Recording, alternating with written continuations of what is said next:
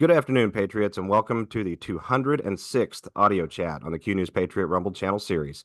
I'm the QNewsPatriot, joined again today by Sam Anthony, a visionary news builder from the Patriot background here in the United States of America. My name is SG Anon. Patriots, we welcome Sam back to the show for updates and progresses today on building a decentralized news ecosystem that's really powered by citizen journalists at the most basic grassroots level, the most self-sufficient, locally controlled level possible. And it's really an incredible undertaking and project that Mr. Anthony has been on these last several years. We're going to have a phenomenal discussion today, as long as each of you can bear with me in a little bit of a raspy vocal thing that I've got going on. Let's hear a quick word first from our chat sponsor, BF7 by Juvenon. After that, we'll be right back. Stay with us. Patriots, we could describe the post-COVID world in a lot of different ways, but on a personal note, the biggest differences for my family and I between pre-2020 and post-2020 really center around two main areas: the broad public awakening that we talk about often on this show, and the challenges to maintaining and improving personal health and vitality. I can't speak for all of you out there, but with respect to that inside our household, one of the biggest changes we've seen over the last 5 years has been a noticeable drop in vigor and energy levels. Going into COVID, for example, I was working as a full-time upper mid-level business manager between 45 and 65 hours a week. And it was nothing at all for me to come home after work every day, even on the long weeks, split the housework up, and be an involved and active dad. These days, I keep a schedule that's slightly less than 45 hours each week, with different and arguably less stress than a few years ago. And by the time I hit 9 p.m., it feels like I could fall asleep standing up. I blame that on a lot of different things, from disrupted hormones and American frankenfoods to the biologically altered reality of our world. But over the last 5 years, I've also learned that a major cause of depleted vitality is a deficiency of something called nitric oxide molecules, blood-borne molecules that help relax the body's blood vessels, veins, and arteries, ultimately resulting in better blood flow and circulation to areas of the body that often find themselves shortchanged once our main internal organ systems are provided for. Big Pharma will charge you anywhere from 9 to 20 times the standard market value for their nitric oxide boosting prescriptions, when effective supplements for blood and circulation support exist and are on the free market already. I've tried a couple of these myself over the last few years, but I recently got the chance to try Blood Flow 7, made by Juvenon. And I have to say, Patriots, I think it really works. BF7 is a triple action supplement with clinical studies behind it that show a 150 to 200% increase in nitric oxide production and a widening of vessel and arterial channels by over 50% from baseline. This translates to better flow and more oxygen and nutrition being delivered to both critical and non-critical bodily systems. I've been taking 2 capsules right after breakfast each morning, and I've noticed better stamina, better focus, and more vitality, even on the days where I skip my morning coffee.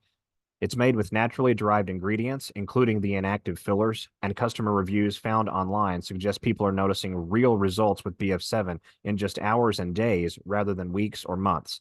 Additionally, Juvenon offers a full 60-day empty bottle money-back guarantee on their product in the unlikely event that a customer out there isn't fully satisfied with their experience. You can try Blood Flow 7 by Juvenon for a little over $1 a day by navigating to www.bloodflow7.com/QNP or clicking the link below today's video. Once again, that is www.bloodflow7.com/QNP, or look for the link in the description box below. It worked for me, and I hope it works for you too. Thanks. And we're back. Mr. Anthony, thank you very much for joining us again on QNewsPatriot. It's wonderful to have you here. How have things been? Oh man. Well, first of all, thanks for having me back on. And I can tell you things have been going very well.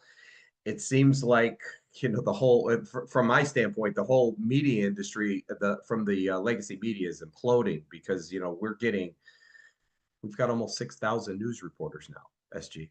6,000. That's really incredible. And it's one of the reasons I wanted to have you back for such a time as this, as we go into the 250 birthday party here for the United States of America. I think one of the biggest things that's going to go down in history is how we, the people, collectively across the entirety of the West, and especially in the USA, really had no idea what was going on in the world up until this period of time, just over the last 7, 8, 9 years, really. And truthfully, really since the post 2020 COVID election steal debacle that happened here in the United States.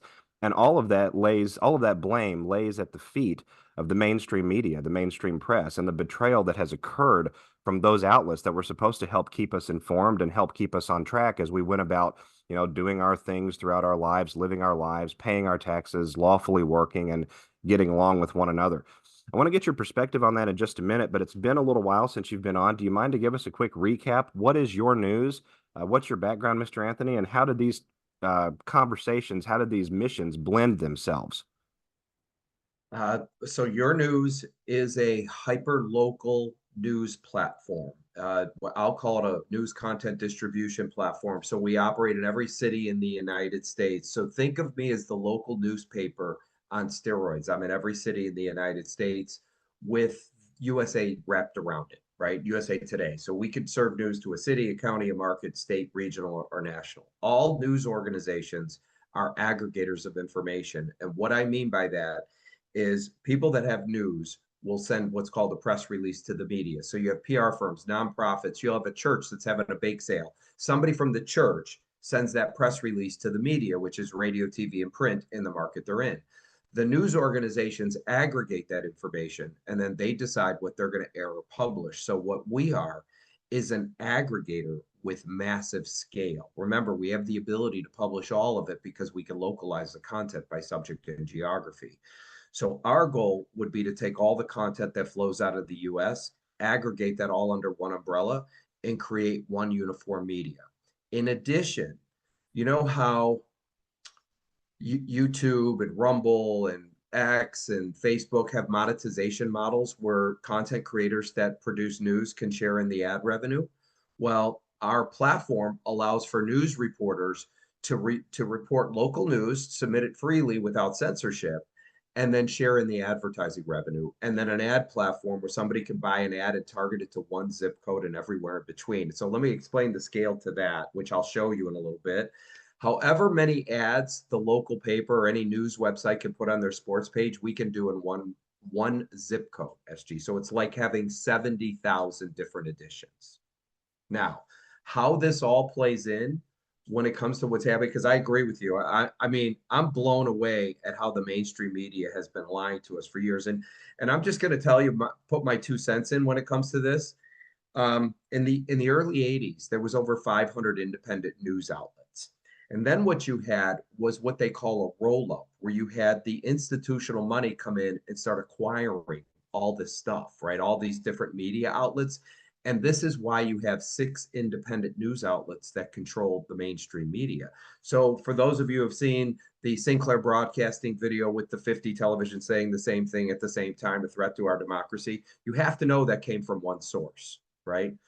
Well, all that is going away, and it has nothing to do with lying. What it has everything to do with is it's an antiquated product. The lying certainly didn't help, okay? But at the end of the day, it's the reason we don't get in a horse and buggy or nobody's sending a telegraph anymore. It's because there's always technology that replaces something else. So what's going to end up happening is the legacy media is going to be gone.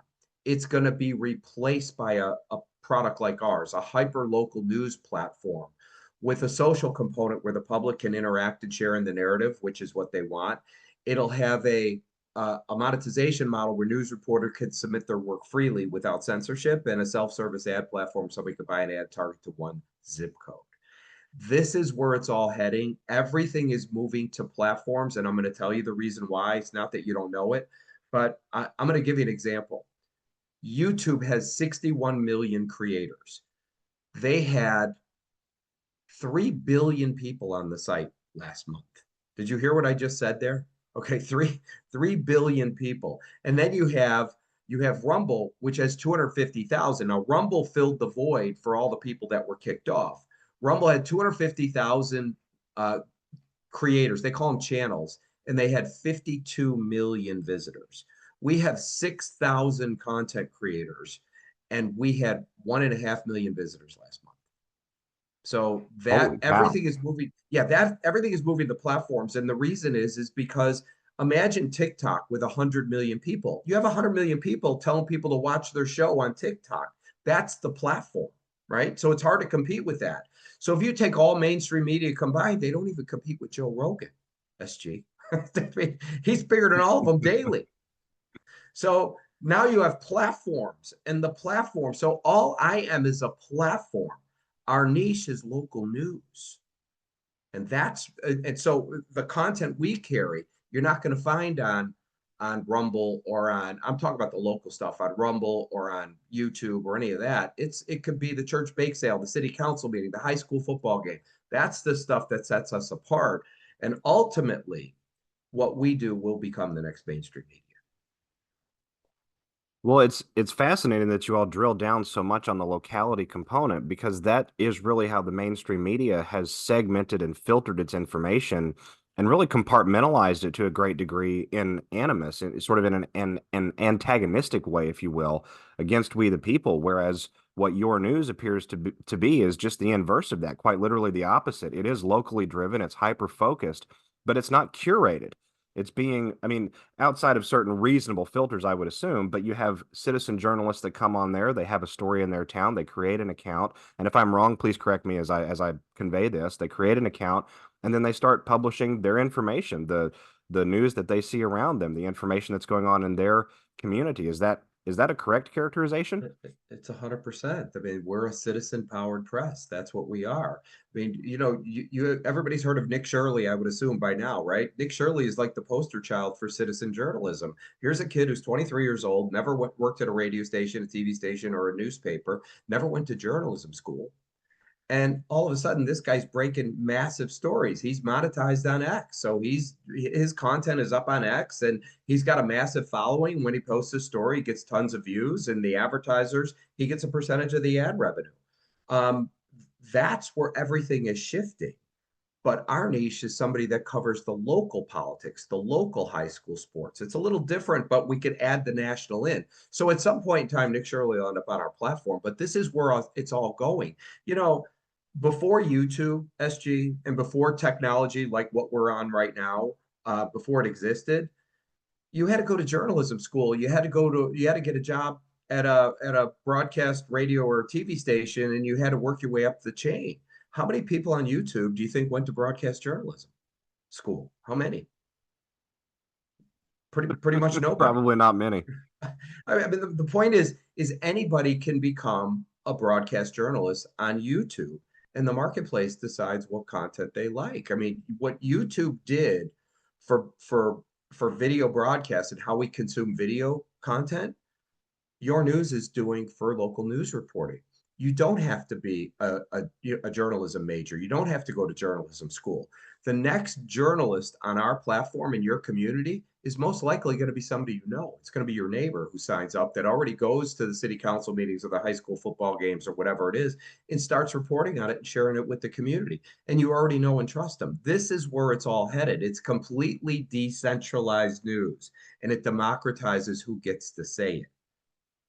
Well, and it adds an element I think that we should really drill down on, which is meritocracy. It forces the information to be above board. It forces it to be well filtered. It forces it to be accurate more than anything else. And, it also sort of implies that there is the ability, because all of these different citizen-based feeders are coming into this larger ecosystem. It implies the ability for all of these feeders to cross-reference each other, to hold each other accountable, and to make sure that, hey, that article you published last month, I don't know if you realize this, but there's been an update. Did you get that update? Or, hey, I saw that story that you put out. Do you realize that it actually happened over here in the next county over and not in this particular county? And that is sort of baked into the model, which purifies that information for we the people by the time we get downstream. I mean, am I over characterizing or over aggrandizing what the capabilities for your news really are here? No, we're just getting started. We're already starting to see growing pains because we have all this content. I mean, it's incredible. All this local news that's coming in all over the United States, as well as national news, as well as international, because I have probably 50 reporters overseas that are covering stuff. I just picked up somebody in Rome, Italy. How cool is that, right? A journalist out of Rome, Italy. And so any content that she has that's going to be international in scope, she's going to submit to us. So all her local stuff, she's doing whatever she does there, but it'll be the international stuff for our audience. So no, you're not over exaggerating anything. This thing's going to end up taking on a life of its own. It's what the people want. And so, when we spoke the other day, I believe I told you we have a 2A section. Am I correct? Correct. I had a nonprofit organization for 2A reach out to me out of Washington about a month and a half ago and asked me if they could put their news up on here. And I said, we're a platform, of course. They're like, you're not going to censor us? I go, no, we're not going to censor you. I have another gentleman who has something called Gun Stuff TV, and I met him at an event. And he asked me if he could distribute all his content on our platform. No different than CBS, ABC, NBC, Fox, the New York Times, the Washington Post. They all have YouTube channels, right? I'm a platform for broader distribution and monetization. So now I'm getting the 2A content from Gun Stuff TV all distributed nationally on that 2A section. Well, next thing you know, I'm starting to get all these signups from 2A journalists. And one of them I had a conversation with, and I said to him, I said, how did you find out about this? And he said, I found out about this from a couple other journalists, so I signed up. And we started talking, and he said, do you know that you have some of the biggest names in 2A on your site? And I said, I don't know any names in 2A, so no, how can I possibly know that? But it's all good to know. So what their fear is they can't get stuff published, and you know this on YouTube because it's guns. They can't get it published on X. Well, I don't know about X, but I certainly know Facebook's not going to run any of this stuff. So the thing that they were most intrigued about was the fact that they have the ability to distribute their information all over the United States. And we could do stuff locally or market or county or state or national. So I'm building a big 2A audience. Coincidentally, I'm building a big NASCAR audience. And, I was talking to somebody that does NASCAR news, and they have a big audience. So I'm going to start bringing his stuff on. And people that shoot guns watch NASCAR, right? So it's this cross pollination where content creators are bringing an audience to the site. But then when they click in other categories that might interest them, there's other people that could reach a broader audience. And that's what this is all about. The platform itself delivers value over and above just those creators that bring their audiences and their bases.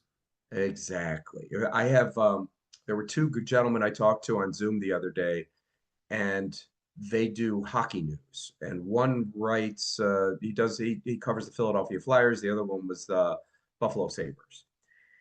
And between the two of them, they have just under 30,000 followers on social media. They can't get jobs. They started their own website. Now the creators of news are now trying to sell advertising, right? This is how backwards this all is. And I had to explain to them that the new world of these creator models is you're the brand, you build your own brand, but the platforms sell the ads and you leverage as many platforms as you can for distribution and monetization. So unlike traditional media where these guys would work for the publisher or the owner of the paper, the platform owner, which would be me, I told them, you don't work for me, I work for you, right? I'm the one that has to create technology that enhances revenue and onboard more creators, which drives a bigger audience. You're going to bring your people here, which, by the way, they have just under 30,000 followers. So I would suspect this week coming up, I'm going to pick up 2 new writers for hockey, and then they're going to start promoting their stuff and having their 30,000 people follow them on our site. How cool is that? It's really amazing, and it speaks to the level of growth and scaling that you all have experienced there at Your News. Sam, I remember the first time you and I came online, you had just over, I think it was like 900 or 1,000 separate creators that had come on board with the platform and that you were pretty sure were, part of the mission, if you will. Now you have more than 6,000. That's a 600% increase just in the last couple of years. What do you think drove such a meteoric rise so starkly and so quickly? Well, obviously it's hard work. You'd have to reach out to people, and you were constantly marketing and onboarding new people. But what happens is the viral aspect, because these people have nowhere to go. So somebody's telling somebody else. It's like the guy with 2A. How did you find out about it? Well, that guy told me. You know, we could go create an account over at Your News. We're starting to use Your News. They even asked me. They're having an event in Dallas in September, and this is for new media 2A journalists. And the reason they're having it just journalists is because the 2A community needs a voice. And what they want to do is leverage Your News for distribution for that content. So they asked me to come and speak. I just think that's so flattering, right? So, this is a this is a vertical for me that nobody wants the other platforms I'm talking about because it's guns. And all of a sudden they're looking to me as a way to distribute all their stuff, which could be state stuff, it could be county stuff, it could be city stuff, it doesn't matter, or national stuff. So I'm kind of honored that they're even thinking of it. Now they're asking me to come speak to all the journalists because they want all the central focus for 2A to be on our platform. I imagine it will expand beyond just 2A here in the coming months and years ahead. And that leads me right into my next question, Sam, which is the vision for the end of the decade. We're over halfway through this decade now. 2020, I think, stands as a ballast in a lot of people's minds, a bellwether on when things changed and when things began to move in a different direction. 10 years on from that, where is your news at? I think, and I'll go over this, but here's the plan. Within the next 36 months, I should be able to get this public. From there, the reason it's going to be public is I want, number one, I want the people to own it, but I want the capital to be able to scale this across the globe. Because, on LinkedIn Navigator, if you type in freelance journalists, United States, there's almost 500,000 people. There's 200,000 students can't get jobs. There's 2 million people that are advertising as freelance across the globe. I mean, for me, like my next country I'm opening up is going to be Canada. That's the next one I'm doing. And that will be kind of easy because it borders the US. But we'll start expanding this across the globe. So within the next 10 years, you're going to be looking at a global media giant. Look, everything is global, SG. You got Facebook, X, YouTube, Rumble, Instagram, TikTok. I mean, name something that isn't. They're all global, right? Because the barrier to entry with the internet is nothing. Okay, for me, it's a zip code table. So if you want me to open up Germany, it's just a zip code table. Bam, it's rinse and repeat. So the future of news is going to be a global media giant by zip code with a social component where the public can interact, along with a monetization model for news reporters where they could share their work freely without censorship, and a self-service ad platform where somebody could buy an ad and target it to one zip code and everywhere in between. It's where it's all headed. We're the only players. That's the key. When nobody else is doing this. Indeed, and that leads me directly into my next question, which is about the scaling and once we start seeing the organization begin to put up different regional locales and areas of operation around the world, and this may be a premature question, Sam, but I just want to ask it for the audience out there. What is the strategy, the construct, the plan, whatever you want to call it, to try and keep the big fish, the big whales, those that have traditionally sort of subverted where things might have been going vis-a-vis the whole population? How do we keep them out of the sandbox and make sure that the people retain control of the platform? Well, so that's a really good question, and I'm happy to answer it because that was my biggest issue. It's the biggest concern. So my background's capital raising. When you raise capital, when you're raising capital for private deals, you have to be an accredited investor. So it basically eliminates 99% of the investors.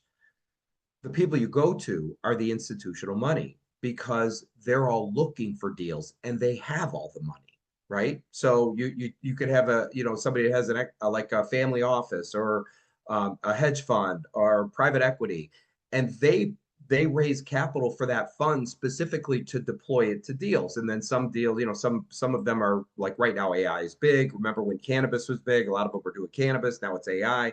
But you find the ones that are raising capital for that you fit into. And some may do healthcare deals, some may do biotech deals, but it's much easier to raise capital from institutional money. The problem with institutional money is at our stage, they will want to control the deal. So to give you an example, I have a friend that has $100 million fund. He flat out told me, if George Soros wanted to buy your company and you didn't sell it to him, we would get rid of you and sell it to him. And he's a conservative. He doesn't care though. It's money in, money out. That's all they care. That's all they care about. So to me, I didn't want to do that. So there's something called an equity crowd fund, which is not like Give, Send, Go or GoFundMe. It's not donations. Equity crowd funds have been around for a while. What is it? What's the company, the entertainment company that raises capital? It's I can't think of different movies. You know what one I'm talking about? They do Indeed. capital raises in the conservative space for movies, but the equity crowd funds allows everybody to participate, and they could spend as little as $300 and anywhere in between. but it's regulated by the SEC and by FINRA. So it's all done through a brokerage firm, which means you have to go through all their compliance, you have to do audits, you have to do background checks, the whole 9 yards. But you could start raising capital, and you could raise capital from individuals. So rather, and here's the plan. Normally, companies like mine would be looking to raise, I'll give you an example. Facebook, we're light years ahead of where Facebook was when they were on their Series A round.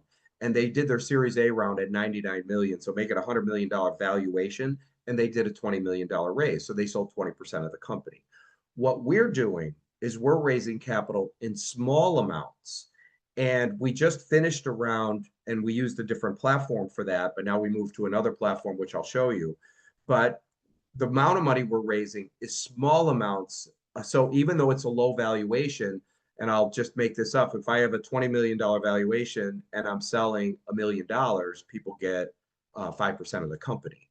And that's how we're doing it through this. This is the equity crowd fund that we're using.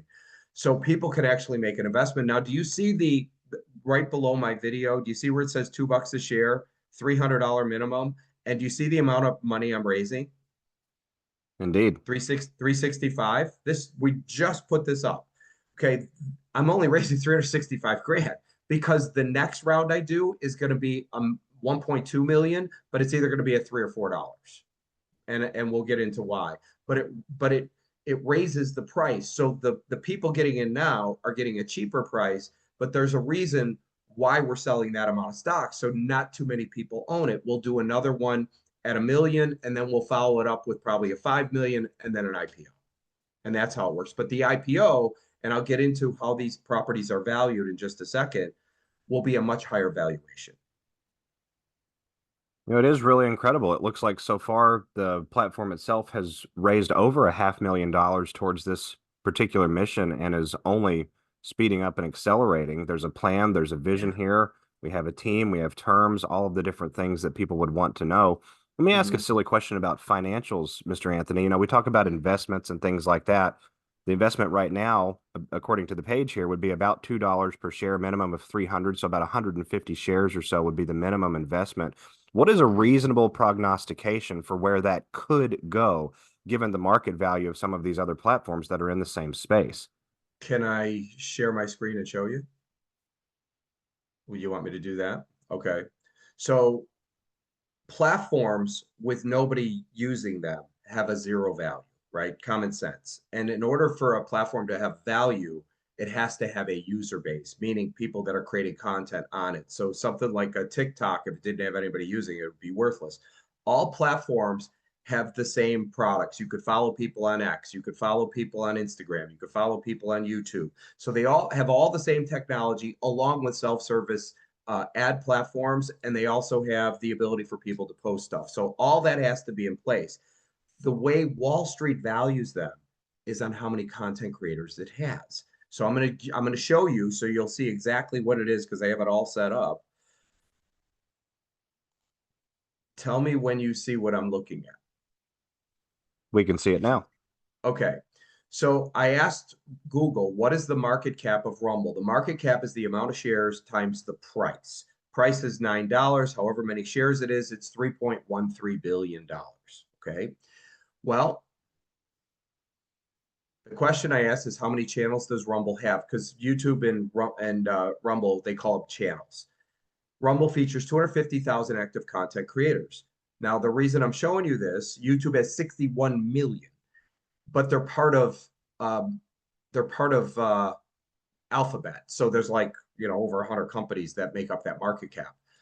This is, if you take the 250,000 and you put it into 3 billion, it's $12,000 per person. 3.25 billion would be 13,000. It's basically, I think, a couple thousand every, from 2.5 to 3 billion goes from 10 to 12 grand. So figure they're worth between $8,000 and $12,000, right? So say $10 or 10,000 for simple math. Because Rumble bounces. I've seen it as high as 4 billion and as low as 2 billion. So it bounces around. So figure the average is going to be $10,000 or $12,000. We have 6,000 creators. So if you take 6,000 times 10,000, the market cap for our company current value is $60 million. So now let's scale this up. You have to ask yourself two questions. Is there a market for what we do? And if there is, if there's a market cap for what we do, then over the next 2 or 3 years, am I going to have less creators or more creators? Okay, that's the only two questions. So if the answer is more, where's it going to be? My guess is we could hit within the next 36 months 50,000 creators. So 50,000 creators at 10,000 a pop, SG is $500 million. Five. Yeah. And if things go well, you could get it up to 100,000. Remember, so people might say, well, how can you handle that many creators? Well, there's 20,000 cities. If we have 5 people a city, that's 100,000 people. New York's going to need more than 5 people, I can assure you. And then if you look at all the different topics. So what I want to do, if you don't mind, is just show people how this works. And I'm going to, yes. So this is where I'm at. When you log into the site, it geolocates you. If you block it, you could just click change your location and it'll take you to your city. So our website looks like a news website, any news website. And then if I mouse over national news, here's all the sections: sports, business, politics, entertainment. So you don't really need a rocket science to be a rocket scientist to figure out how to get to the auto racing page or how to get to the business page, so on and so forth. So what I'm going to do is I'm going to, hold on a second. This is auto racing right here, is I'm going to mouse over this and go to top stories. And this is going to be either state, it's all local stuff. Debbie Wasserman Schultz, she's in West Palm here, right? So all of this is local news for my market. And if I want local sports, I go to sports. If I want local entertainment, I go to local entertainment. So this is the Mets, which is the St. Lucie Mets, which is 15 minutes north of me. So this is all local sports for my market. If I go to, and I'm going to bounce to a few zip codes I can remember because we do this all over the United States. And some markets have more content than others. This is Arkansas, and I'm going to go to top stories. It's local, and you're going to see the city of Fordyce Police Department, Westerman Ramp Up. This is local news for this specific area. In addition, this is local sports for this specific area. This is reviews which cover sports, but you'll see, where's it at? The Arkansas lost. This is all like high school stuff or whatever it is, but this is all local news for this particular area. Whereas if I went to Chicago, you're going to see completely different local news. And if I go to Miami, you'll see completely different local stuff. So it's how we aggregate information and how we distribute the content. So let me refresh this because it looks like we're having a little glitch here. Let me do one more thing. Let me do Houston. By the way, I've been really getting a lot of stuff in Houston here. So Texas Senate candidate, by the way, we're in Houston here. Okay, Texas man arrested for threatening to kill Erica Kirk. This is all Houston communities mobilized to support seniors during hurricane. These are all our news reporters. All of this content is local news, and I'll do entertainment news. This is everything going on in Houston right now, all provided by citizen journalists. Isn't this cool? You've got sports news, things happening in Houston. This is local stuff for the Houston market. I think we even have food and wine here. This is all local news. So where we get this content, I'm going to show you something.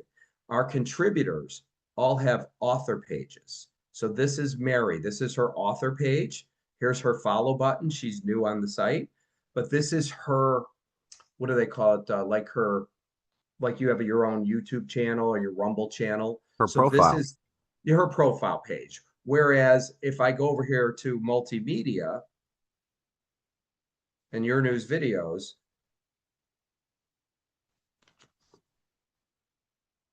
our platform does video content as well. So this is Charlie Simons. I can tell who it is. And I'm going to click this, Charlie Simons. This is his author page. Here's his bio. Here's his author page. You'll see author Charlie Simons. And this is all the content he created. So Charlie's on Rumble, by the way. And just FYI, I'm going to click this because I want the audience to see. We do audio, video, and print via an embed code. So it's all three. Oh, it's a full feature length embedding. It's embed codes. So we carry audio, video, and print. So it's all three for media, but it's how we distribute the stuff. And then if I go to national news, auto racing, I'm going to see, let me see what this is. Rain washes out. This is wrong one. I want to get one. Maybe it's Kyle Larson. Because I do buy one wire feed from field level media. I figure in the next year I won't even need it anymore. This is a new writer for me, Sarah Talker. Sarah is out of Georgia. She does strictly NASCAR news. So now she's putting out content here, and her whole audience from Facebook and whatever her socials are, she's now starting to share this stuff on her social media pages, and they're all coming to me to consume it.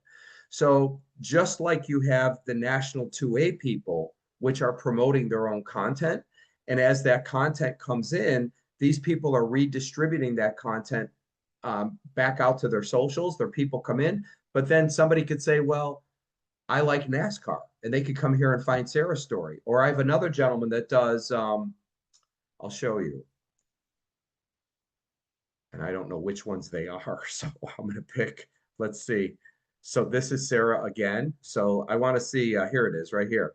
So I have somebody who does written news for IndyCar, and then he does a podcast. And this is Derek Vance out of Indianapolis. So this is all he does is Indy. So what he does is submits his content, and everybody comes in here to consume his stuff. Now I just hooked him and Sarah together. So Sarah's going to be going on his show, right? Because people that watch Indy are probably watching NASCAR and vice versa, right? So it's complete cross promotion between the two of them. And then how this all works, and I'm going to share this with you real quick. Here's how we distribute information. Can you see this page right here? Yes, looks like a divided map.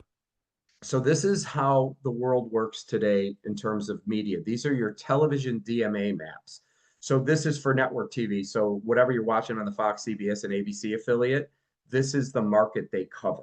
There's 210. So everybody knows New York over here is the #1 market in terms of population. Here it is. This is the whole area it covers. So if you notice, part of Fairfield, Connecticut is part of the New York market. And then it even goes into Jersey because these are your lines. So these are all 210 of them.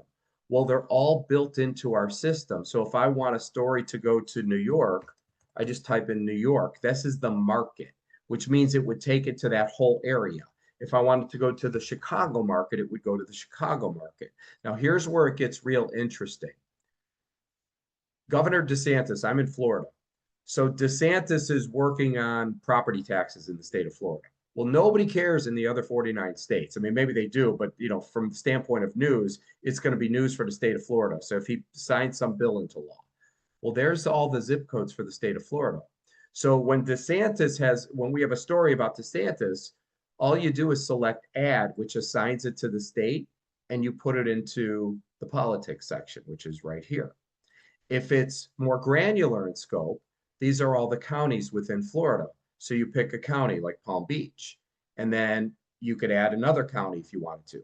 Or if you wanted to drill down even further, you could make it just one city. I don't know if you saw that, SG. That's Boca Raton. Indeed. Did you see that? So if it's somebody's Little League game, it goes to sports news for Boca. If it's a city council meeting, it goes to politics. The content's going to be assigned just to these zip codes because that's all it's relevant to. And then here's the really cool part that's scalable. Somebody buys an ad. You know how in Valpak, if you're a small ice cream parlor, you want to send your coupon to the homes within the zip codes that would redeem the coupon, right? Indeed. Well, I don't know if anybody's been at Boca Raton, but from US 1 out to 441 is probably 20 minutes with the lights. Advertisers can actually remove zip codes.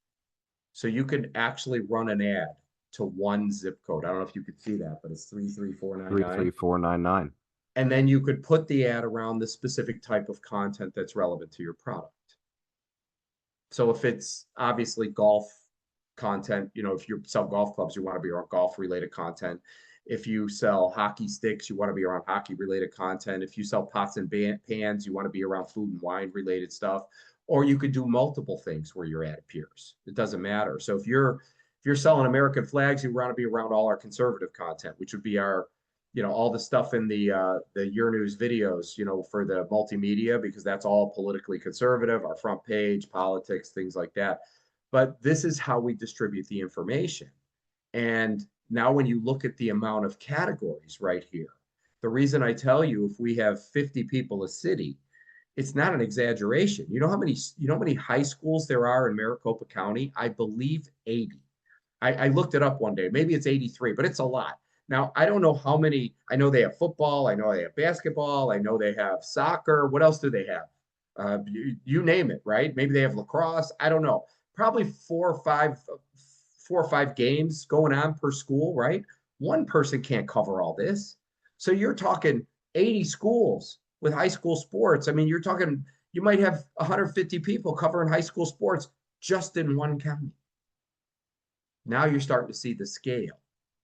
So as this, and by the way, look at the different categories.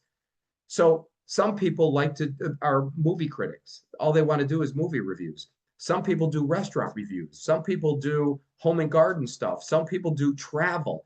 Some people do strictly 2A or hockey or NASCAR is the point. Everybody can do whatever it is they want. It's whatever their passion is. If you like fashion and you're in New York and you write about New York fashion, that goes in our fashion section in New York. So as we keep scaling and building, the audience keeps growing. It also will attract more ad revenue, which then attracts more content creators. It's a self-fulfilling process. At the end of the day, SG, what we do is inevitable. The legacy media is not going to survive. What I'm showing you is going to replace it, a hyper-local news platform that puts the power of the press back in the hands of the people. So the reason I'm doing the equity crowd fund is to make sure that institutions don't own it. It's owned by the people. And just FYI, all major tech giants were funded by Silicon Valley, and it's all institutional money. What they do is they bring the institutional money in and they scale them up, and then you get to buy into them when it goes public. And the people who made the bulk of the money were all the institutions that put the money in, all the rich people. I'm doing it the opposite. We're letting the little guys get in. We're scaling the business up to where we got 50,000 minimum creators and you have a $500 million value. Then you're going to bring in the remaining money from the institutions. But if you have 100,000 creators, which we'll get to, and you have $1 billion value, even if you're selling $100 million worth of stock, it's 10%. Now you see how the ownership is converted to the little guy?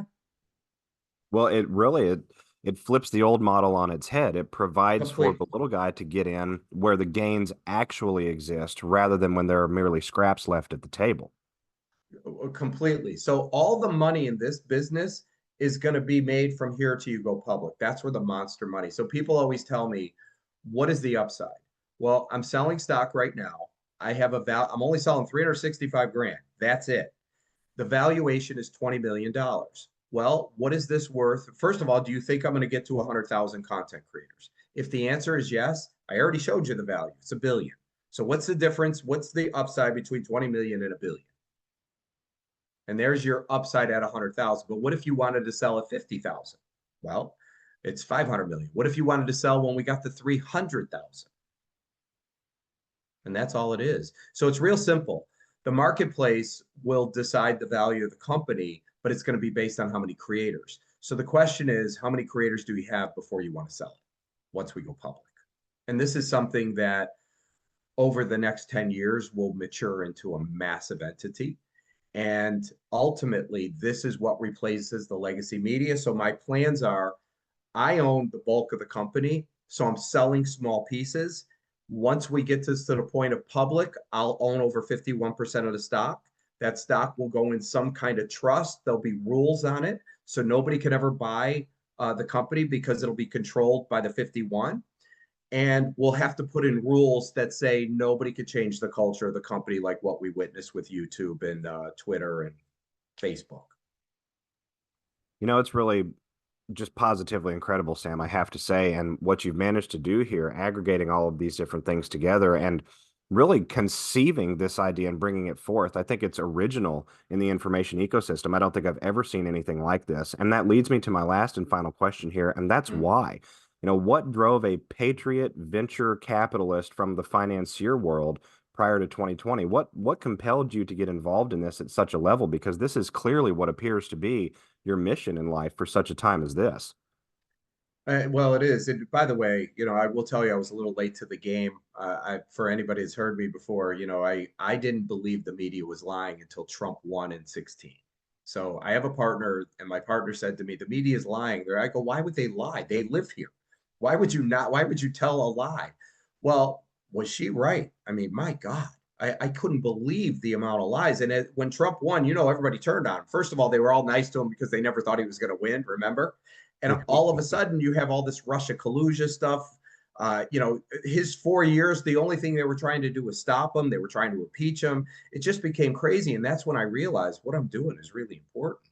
This can't happen because, I have grandkids, right? You have kids. Do you want them growing up in this world run by liberals? They're destroying the country. So you really, the purpose of the press is really to keep the federal government and the local governments in check. I mean, I always say, the local newspaper is the backbone of a free society. Without it, we're all screwed. It really is. And all of them are going away. So remember, there's still a demand for news. It's just how people consume it has changed. This is really their model on steroids, but it's going to be a people powered press, which is what it is. And the reason that I'm doing it is because I believe that we've got the greatest country in the world. And I think the only way we're going to keep it is if we have a free press. Because every single communist and socialist country, what do? They control information, right? So they control all the press. The reason we're a free country is because of the press. And now we saw what happened when you let a handful of people run it. So this needs to be owned by the people, is what I'm saying. It needs to be owned. I mean, if we're going to be a news organization that's by the people for the people themselves need to own the product. So this is why I want the Patriots to come in and buy the stock here initially. As we scale it up, I want it to go public where you could have millions of people owning it across the globe. And as we expand and grow into other countries, you'll have their people owning it as well. The poetry of utilizing their old model for God's ultimate victory at the end. It's It really really something is. quite amazing. It's just so you, for the audience, this is the exact replication of their world, how it works.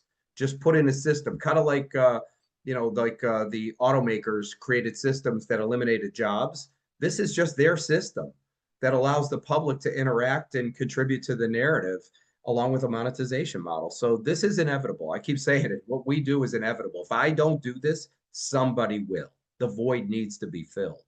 So we need to keep this as a people powered press. So what I'm looking for, SG, is more content creators. You want to be a news reporter. All you do is go to your local edition of your news, go to the bottom of the page. It says be a citizen journalist.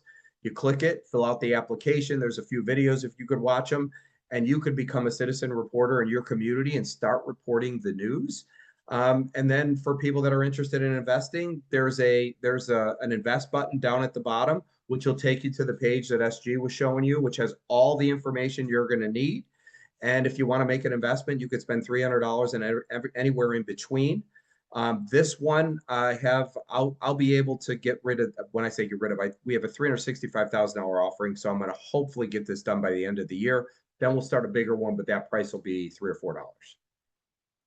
Absolutely amazing. Mr. Anthony, as always, it has been a pleasure to have you back and hear the updates and progress on this remarkable mission that you're on. We wish you well here at Q News Patriot. For the audience out there, if you'd like to learn a little bit more, follow along, and perhaps get involved yourself, you can navigate down to the links in the description box below today's video. This is SG and On. I'll be back with each and every one of you again soon on the Q News Patriot Rumble. God bless everybody. Stay safe today, and thanks. Bye-bye.